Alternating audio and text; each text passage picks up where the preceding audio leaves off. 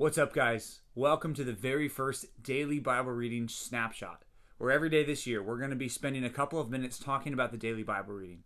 And as it's January 1st, I want to encourage you, let's read the whole Bible this year. Every day, if you just spend a couple minutes every day reading the Bible, you finish the whole Bible. And we're going to be reading along together, and I want you to be knowing some things about the daily Bible reading before you even read it. So every day you're going to see a video like this that's just a couple minutes long where we're going to talk about what we're reading and hopefully untie some knots in your mind about what this text says. So first of all, we're starting a brand new book, the book of Genesis. As it's January 1st, we always start the book of Genesis. And we start in the beginning. And this book is written by Moses. And the people of Israel received this book when they were in the wilderness wanderings, when they were wandering from Egypt into the promised land. They had Moses as their leader, and they get this book. And this book explains the beginning of not just the nation of Israel, but every nation. And for the beginning, we see here that God creates the heavens and the earth. That's the first thing we see. And God didn't create it by forming it with a hand or with his mind, but it says that he spoke and everything was created. That's super important to see. And that he does it in 6 literal days. That's what Genesis 1 and Genesis 2 are all about. Genesis 2 is actually repeating what happens in Genesis 1, but adding a little bit more detail. And a key verse that I want you to see from this chapter, Genesis 1, is Genesis 1:27, where it says that God created man in his own image. In the image of God, he created him. Male and female, he created them. Both men and women, everyone who exists today is made in the image of God. And that's very important, very special, because what that means is that God cares and has a special care, a special protection, and a special care that we are supposed to have for every single person because they're made in God's image. That means that we're like God in a certain way. We're not like God in every way, but we are like God in certain ways, and God calls us to take care of other people because they are made in the image of God.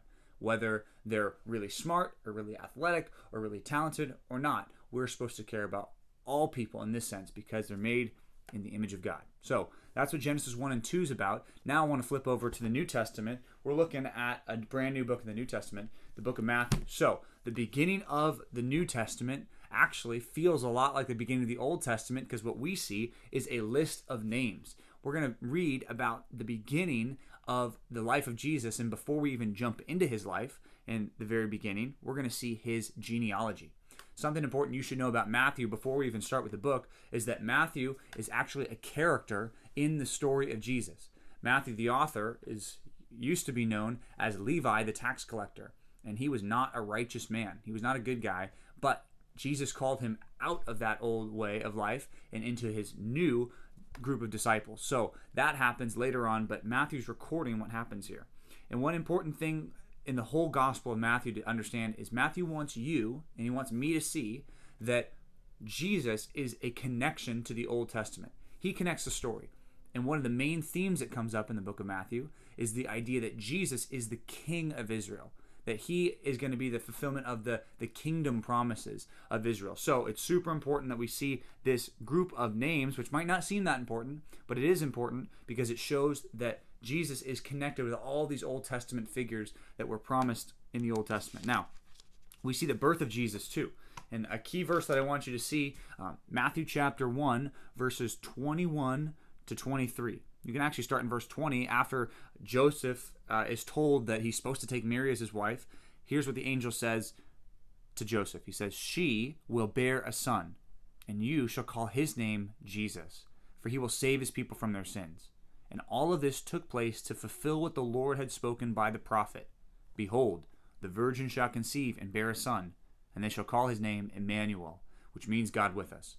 You see how Matthew wants you and he wants me to see, wow, there's this connection in Jesus' birth to what was promised in the Old Testament. That's super important for us to see, and we're going to see it all throughout this book of Matthew. So I think something that we can do because of this is make sure that we're caring about the Old Testament and the New Testament. And a great application, I know it's the very first daily Bible reading snapshot of the year, but a great application is commit to read the whole Bible this year and to keep seeing these connections between the Old and the New Testament.